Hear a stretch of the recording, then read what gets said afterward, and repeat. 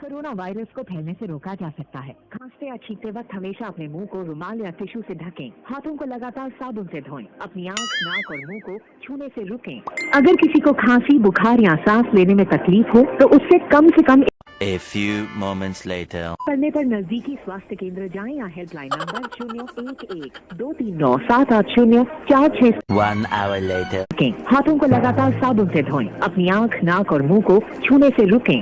अगर किसी को खांसी 2 hours later. पर संपर्क करें। स्वास्थ्य एवं परिवार कल्याण मंत्रालय, भारत सरकार द्वारा जनहित में जारी।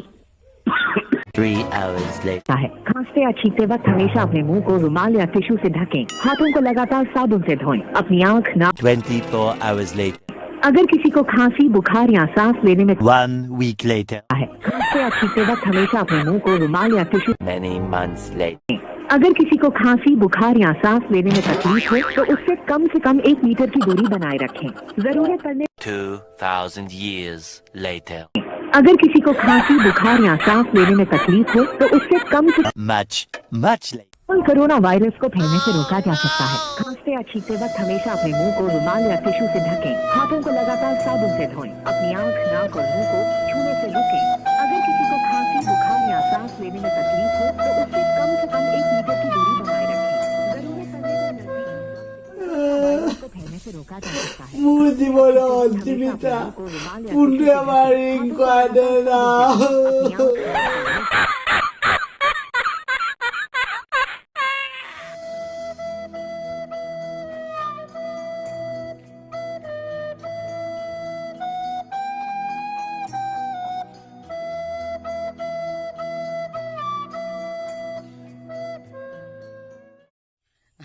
তো দেখিলে বন্ধুসকল কৰোনা ভাইৰাছৰ যি আমাৰ চৰকাৰে যি ব্যৱস্থা গ্ৰহণ কৰিছে ব্যৱস্থাই আমাৰ টেলিকলত যি এই ৰিংটন সদৃশ এইটো বাজে তো এটা মই হাস্যমধুৰ কিবা এটা বনাইছোঁ তাৰ কাৰণে যাতে চৰকাৰে বা চৰকাৰৰ কোনোবা বিষয়ববীয়াই মোক বস্তুটো বেয়া ভাৱে ল'ব নালাগে কিন্তু এটা কথা সত্য কেতিয়াবা আমি খুব জৰুৰী বা তেনেকুৱা ধৰণৰ ক্ষেত্ৰত ফোন কৰিলেও এই এনেকুৱা ধৰণৰ ৰিংটনটোৱে আমাক খুব বেছি বিৰক্ত কৰি তোলে তো মই চৰকাৰলৈ এটাই অনুৰোধ যেহেতু প্ৰচাৰ মাধ্যমত যথেষ্ট বহুল প্ৰচাৰ চলি আছে কোভিড-19 কৰোনাৰ পৰা আমি কিদৰে বাচিব লাগে কিন্তু কিছু ক্ষেত্ৰত এই ৰিংটনটোৱে বা এই কথাকেইটাই আমাক বহু ক্ষেত্ৰত সকলো সময়তে নহয় কিছু ক্ষেত্ৰত কিন্তু আমাক বহুত বিৰক্ত কৰি তোলে তো অন্ততঃ মই চৰকাৰ বা এই লাইনৰ লগত জড়িত বিষয়ববীয়াসকলক এটাই কথা ক'ব বিচাৰোঁ অন্ততঃ এটা মোবাইলত দিনটোত 2বাৰ বা 3বাৰহে বজাটো কৰক প্ৰত্যেকটো ফোন কলত এইদৰে এই ৰিংটনটো ব্যৱহাৰ কৰি সঁচাকৈ আমাক সৰ্বসাধাৰণ জনসাধাৰণক বহুতখিনি ক্ষতি কৰিছে আচলতে মই নিজে তাৰ ভুক্তভোগী মই কেইবাদিনো বহুত বেছি জৰুৰী কামত ফোন কৰোঁতে এই ৰিংটনটো বহুত বেছি বিৰক্ত কৰি তোলে আৰু শেষত